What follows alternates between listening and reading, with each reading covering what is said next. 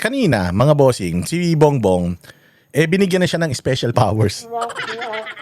Binigyan na siya ng special powers para, magkaroon siya ng agarang otoridad para dito sa ating krisis na kinakaharap, makapagdesisyon siya. Cancelin yung tax, cancelin yung ganito, cancelin yung ganyan. Binigyan na siya ng special na kapangyarihan. Tandaan ninyo noong COVID, si Pangulong Duterte never binigyan ng special powers para hindi yata pinahirapan o hindi, basta nahirapan siya na kumuha ng special powers. Parang meron yata siyang special powers na hinihiling para sa sa traffic sa EDSA, pero parang hindi ibinigay sa kanya. So pero ito ang bilis, nakakuha kagad siya ng special powers. Pero ito ang problema, hindi niya alam kung kailan niya gagamitin yung special powers. Hinihiling nila yung special powers para dumakilos na ang gobyerno. Tayo na nung binigay sa kanya yung special powers, tinanong siya, anong gagawin mo dito sa, since na-approve na yung special powers? Isipin ko pa. Wala pa. Okay, katulad nito. Katulad nito. Ang taas ng presyo ng diesel. Ang diesel, dumoble. Sabi ko nga sa inyo, tumataas na 5 piso, 10 piso ang diesel, nag-aalboruto yung mga driver . Ngayon, itong presyo ng diesel, dumoble, tumriple. As in, 100 plus na per liter. Sinabi ko sa inyo, alin yung mga sinasakyan nyo na diesel, halos lahat yan diesel. Hindi daw niya itataas yung sahod. Sahod yung, yung pasahe. Ako, naintindihan ko man kung magtaas ng pasahe. Naintindihan ko. Kasi nga, nakita ko naman tumaas naman talaga yung yung diesel. And nakita ko rin, pag nagbubook ako ngayon, kahit na yung mga Grab food, nahihirapan akong mag-book. Hindi katulad noon, ang dami. Ngayon nahihirapan kasi nga, marami nga sa mga TNVS, mga natin, na nasa lansangan na nagninegosyo, naghatid-hatid, sundo-sundo, hindi na lumalabas. Kasi nga, lugi na sila. Lugi na sila. Mantakin mo, parehas pa rin yung metro mo. Tapos, ang taas na nung consumption ang taas na nung overhead expense mo. Ang taas na nung nung gasolina. Siyempre, lugi ka na. Bakit ka palalabas? Diba? Bakit ka palalabas kung lugi ka na? So ngayon, nangihingi sila para naman kahit papano. Sabi ko nga sa inyo, ang gobyerno natin ang dapat nagpo-provide ng transportation sa mga Pilipino. Pero hindi kayang i-provide yan ng gobyerno natin. Kaya, nagbibigay sila ng prangkisa sa mga pribadong tao, pribado organisasyon. Nagbibigay sila ng prangkisa sa mga gustong magnegosyo ng pagdadrive. Nagbibigay sila ng prangkisa para makatulong sila yung ino-authorize ng gobyerno na tumulong in terms of transportation. Nagbabayad. Kumbaga, yung prangkisa, yun yung lisensya nila para makasingil sila sa mga natin, sa mga commuters. Kasi kapag naniningil ka sa commuters, wala kang prangkisa, ibig sabihin, kolorum ka. So para maging legal sila na makasingil, dahil ang gobyerno wala naman silang sapat na mga sasakyan para i-transport lahat ng mga Pilipino sa kung saan man nila gusto magpunta. Di naman nila kayang lagyan ng biyahe bawat lugar dito sa Pilipinas. So, nagbibigay sila ng prangkisa sa mga taong may mga sasakyan para maging legal yung kanilang paghingi ng pamasahe. Therefore, etong jeep, bus driver, itong mga kapitbahay nyo na may-ari ng mga tricycle, tumutulong sila sa gobyerno para mabigyan ng serbisyo ang mga Pilipino sa transportation. Ganun ang sistema. Ngayon, si Bongbong bilang pinuno ng bayan natin, umaasa sila bilang mga tumutulong sa gobyerno na sana naman, buhayin mo din kami. Bigyan mo rin naman kami ng laban kasi tinutulungan ka na nga namin . Hindi mo naman kayang isakay lahat ng mga Pilipino papunta sa mga lugar na gusto nila. Kami na gumagawa para sa'yo. Naniningil kami, oo, pero binayaran din naman namin yung prangkisa sa inyo. Kumita rin naman ang gobyerno, hindi ba? Tsaka nagbabayad din naman kami ng buwis. Taon-taon din naman yung prangkisa namin, nire-renew rin naman namin. So, tulungan naman tayo. Anong ginawa ni Bongbong? Pakinggan nyo tong balita to. Kung sasakyan bukas pero bigla itong sinuspinde ni Pangulong Bongbong Marcos. Live mula sa TV5 Media Center, nangunguna sa balita si News 5 Palace correspondent Maricela Lili. Maricel, bakit pinagpaliban ng Pangulo ang taas pasahe? Jiggy, base doon sa video message na ilabas si Pangulong Bongbong Marcos, sabi niya hindi napapanahon para ipatupad itong dagdag pasahe doon sa mga pampublikong sasakyan. Tingnan mo, abnormal talaga. Hindi daw napapanahon para magtaas ka ng pasahe. Kailan yung panahon? Pagka 1,000 na 1 litro? Tapos ang itataas mo 5 piso?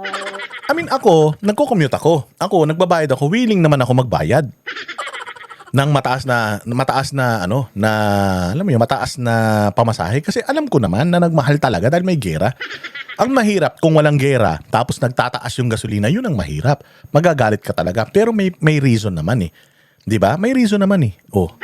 Ngayon, ako bilang isang gusto lang din kumita, gusto ko may kitain ako. Alam mo, minsan naawa ko yung may isang jeepney driver na he had to skip lunch para makapag-uwi siya ng 300 pesos sa 12 oras na pagmamaneho niya. Imagine, ganun nakakawawa yung mga driver, mga chuper natin. O kailangan na nilang, hindi na sila kakain, magkakasakit pa sa bato yan kasi hindi na umiihi. Minsan nga sa kalsada na umiihi yan, doon na inaabutan dahil hindi na sila halos nagpapahinga para may maiuwi lang sila sa pamilya nila. 300 ang kinikita nila ha. Sa loob lamang ng 12 oras. That was before. Imagine mo ngayon, malugi na sila. Yun yung delikado dyan mga bossing. O, so anong dapat gawin ng gobyerno? O, it's about time. Itaas mo talaga yung pamasahe. Ngayon, marami mga computer. Ay, salamat.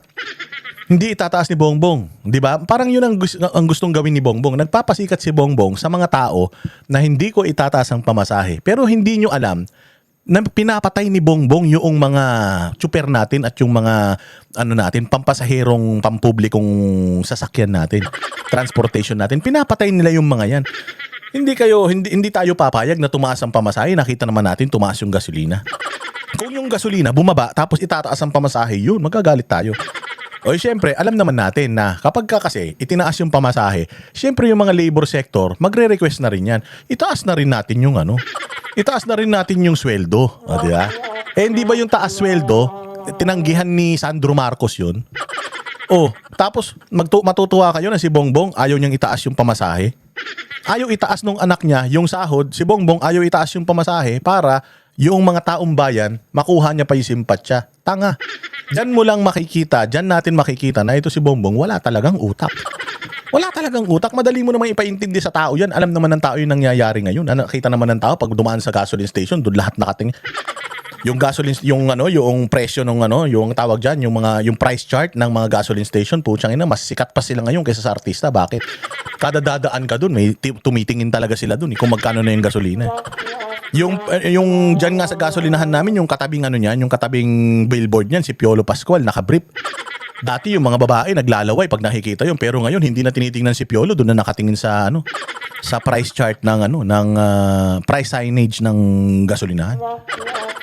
So alam ng mga Pilipino, aware yung mga Pilipino, and the Filipinos will understand kung magtataas ka ng presyo dahil nga nakita naman natin, kaya lang gago Huwag kayong mag-alala, okay lang tayo.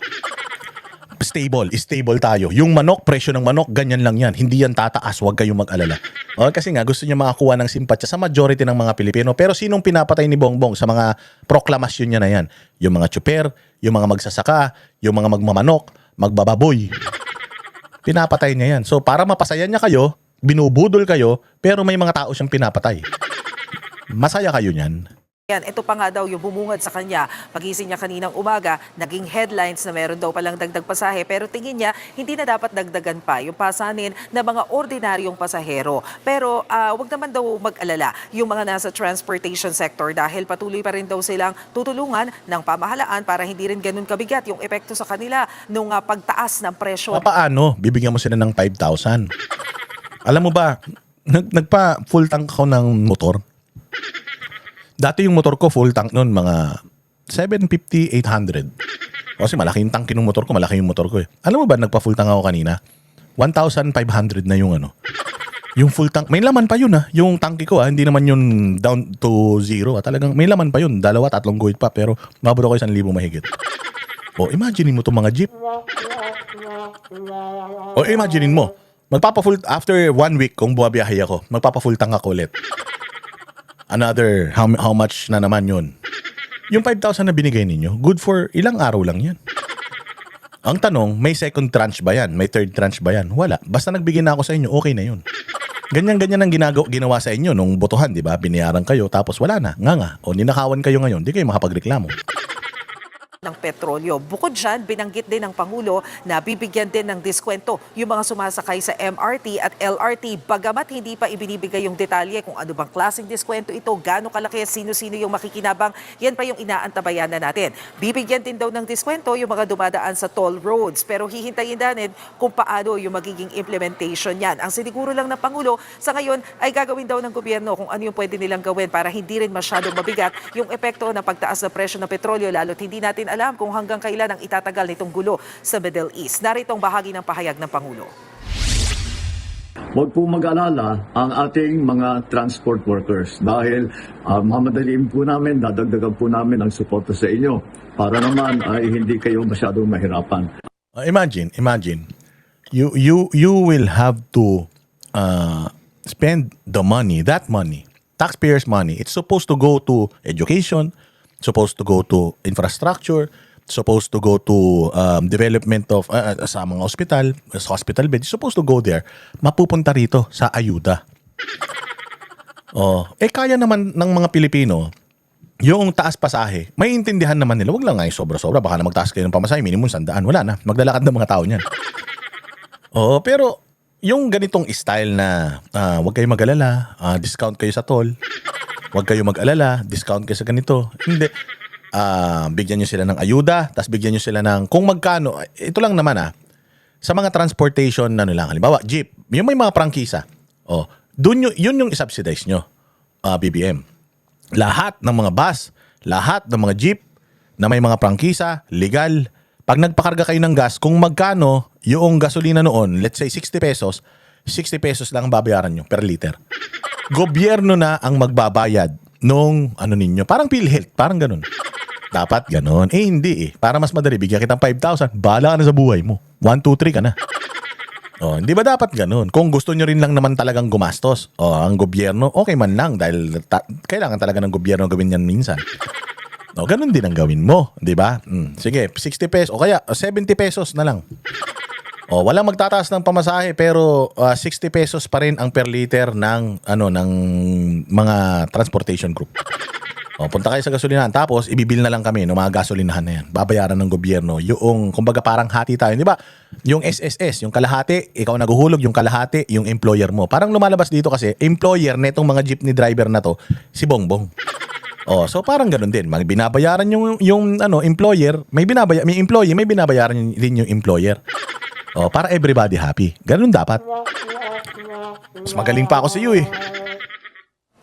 Ngayon, may pondo ba para doon? Putsang ina, hindi na namin problema. Yung problema mo na yung presidente ka wag kayo magnakaw. 805 billion. Kung yung 805 billion na yan, hindi nyo ninakaw yan. Tinago natin yan para magamit natin ngayon. Di sana. Hindi ba? Kita mo, nagkaroon ng gera sa Middle East. Wala tayong pera magamit para makuha yung mga kababayan natin doon. Ano sabi ng ng mga Department of Foreign Affairs? Ano mga mga tawag diyan? Yung embassy sa ibang bansa. Wala ng pera. See? Paano magkakapera? Ninakaw nyo lahat. Maricel, lusot na sa Kongreso yung emergency diba? powers na hinihingi ng Pangulo. Kailan niya ito planong gamitin? Ayan lusot na yung emergency powers. Yung emergency powers niyan para mabawasan yung mga buwis sa petrolyo para kahit papano bumaba yung presyo. Anong sagot? Eto na nga, Jiggy, tinanong natin kanina si Pangulong Marcos kung ano bang plano niya sa emergency powers dahil ipinasa na ng House of... Ayan dalawang tanga yan Yung taga DTI at saka siya. Yung taga DTI yan yung sabing Noche Buena, 500. Tapos ang gastos daw ng isang pamilya na may 5 miyembro sa isang araw, 300. Tangina, luka-luka to Siyempre, yan ang kausap ni Bongbong. Luka-luka. Di loko-loko din siya. Hanggang ngayon, hindi niya pa tinatanggal yan. Anong ina-advise niyan kay Bongbong? Di puro katarantaduhan. Sasabihin nitong DTI, boss, huwag ka mag-alala. Okay lang tayo. Kalma ka lang dyan. Sure ka Sure ka. Tulog lang ako dito tulog ka lang. Kami bahala. Ganyan ang utak ng mga yan. So may special powers. Anong gagawin? Representatives at saka ng Senado yung panukala na magbibigay sa kanya ng emergency powers para nga makaltasan niya ng excise tax itong petrolyo o yung produktong petrolyo. Pero ang sagot kasi kanina na Pangulo, nakadepende pa yan dun sa magiging sitwasyon dahil medyo komplikado daw yung calculation. Kaya hindi niya pa rin... Kunyari pa siyang medyo calculation, medyo may something sa calculation. Pero sa totoo lang, wala talagang plano yan.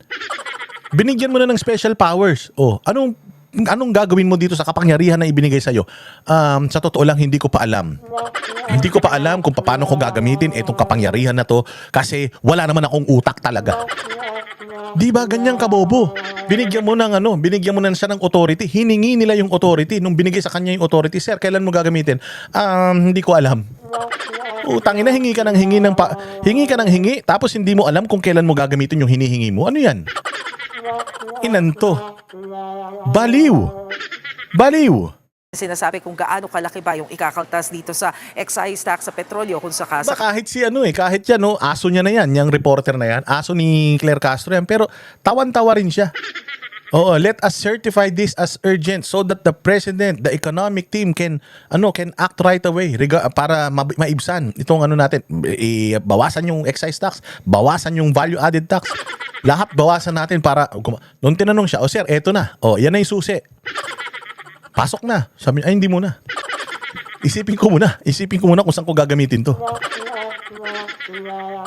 Gago, no? Gago.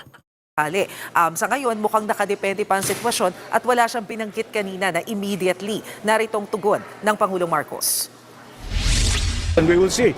Depends on the trends. We have to watch the trends of Trend pa sinasabi mo, gago, 100 ng 1 litro. Dating 60 pesos lang, tumaas na ng 40 pesos, tataas pa daw ng 26 sa susunod na linggo. Anong sinasabi mo titingnan yung trend? Ano pang trend ang titingnan mo? Ang lakas talaga ng tama mo.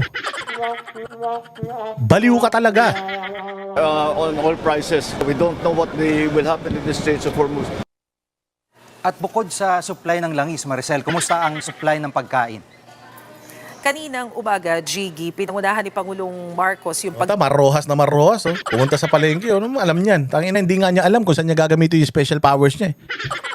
Tapos pumunta pa sa palengke, titingnan mo yung bigas? May 20 pesos per kilo ba dyan? Tangina niyo, puro kayo optics, wala kayong alam. Mga tabogo kayo. Iikot dyan sa isang palengke sa May San Juan. Kasama niya ang Department of Agriculture at ang Department of Trade and Industry para tingnan yung paggalaw ng presyo ng basic commodities at saka ng mga gulay, ng manok, ng baboy. Base doon sa bantay presyo na nakasulat doon sa entrada ng palengke dyan sa San Juan, nakita natin na meron na talagang paggalaw ng presyo ng mga bilihin. Merong 3 pesos na dagdag, umaabot ng 10 piso yung dagdag sa presyo ng kilo ng baboy. Meron ding adjustment ng bahagya doon sa ilang gulay. Natural naman yan dahil inaasahan talaga natin yung domino effect dahil dito sa petroleum products adjustment ng presyo. Pero ang sabi nga ng Pangulo, base doon sa assessment niya kanina, normal pa naman ang lahat. Tangina, mantakin mo ang mag-a-assess ng mga galawan ng presyo sa palengke kahit minsan hindi pa namamalengke. Bilyonaryo, anak ng magnanakaw, yun ang magtitingin ng ng mga presyo ng bilihin. Natural, sasabihin niya magkano itinaas, 10, okay lang yan. Sa kanya okay lang, bilyonaryo tapos di umano, may mga mali-malitang pera pang kinuha yan. So, yung 10 pisong pagtaas, baliwa, hindi naman namamalengke yan dyan. Sa SNR na mamalengke yan. Sa Landers na mamalengke, ulol na yung, hindi pa nga yan na nagpupunta ron eh. Yung mga yaya niya nagpupunta ron. Hindi naman nagpupunta yan dito. So kung pag nakita niya, tumaas ng 10, tumaas ng 20, kaya yan, normal pa. Di ba? Ganyang kagago yung ibinoto nyo. Tarantado kayo eh. Kasalanan nyo lahat yan. Putang ina niyan. Kaya itong Pilipinas, ganito nangyayari. So sabi ko nga sa'yo, if there is the right time or a right time to demand a hair follicle test, now is the right time. Kasi hindi natin alam kung nasa matinong pag-iisip pa ba to. Binigyan mo special powers, hindi alam ang gagawin. Pumunta dyan, tumaas ang presyo, 3 piso, 10 piso, normal lang daw yan. See? Ngayon, sisisihin nyo kami? Sisisihin nyo yung mga Duterte supporter, bakit gigil na gigil kami dito? Kayo ba hindi nang gigigil? Ikaw, taxi driver ka, BBM supporter ka pa rin, happy ka? Yan ang panatero, walang ino